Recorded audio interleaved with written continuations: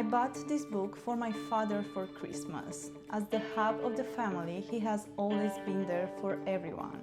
But of late, the stress of it all was definitely taking its toll, and we could see how much it was getting to him.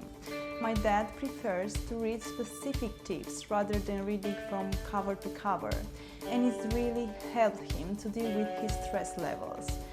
As an added bonus, my sister, who is going through a lot right now, is also reading it, so the house is a lot calmer. After a pretty messy divorce and getting used to juggling work as a single parent, I noticed that I was getting pretty snappy with everyone, struggling to sleep, and finding that everything was getting on top of me. I decided to download this book so that I could pick up some tips when the kids eventually went to sleep at night.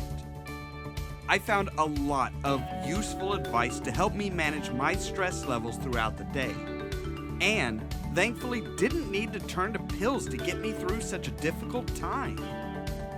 I would recommend it to anyone that is struggling to cope with their stress levels. After the death of my husband, I genuinely didn't know how I would cope without him. Grief took a toll on us all, but for me, the stress levels were so high that I ended up seeking out help from my doctor, which came in the form of medication. And after about a year or so of trying to come off of the medication, I noticed my stress levels kept returning. And I needed a solution that didn't come in pill form. A friend of mine recommended this book, and I used it while reducing my medication dosage. And the reductions in my dosage were so much easier to cope with, thanks to having a few good tips that I could use for life. When it comes to stress, I could be an advocate for the symptoms that it has caused. Although in the mind I found out the hard way that the stress in my life was causing other issues, including muscle tightness and pain.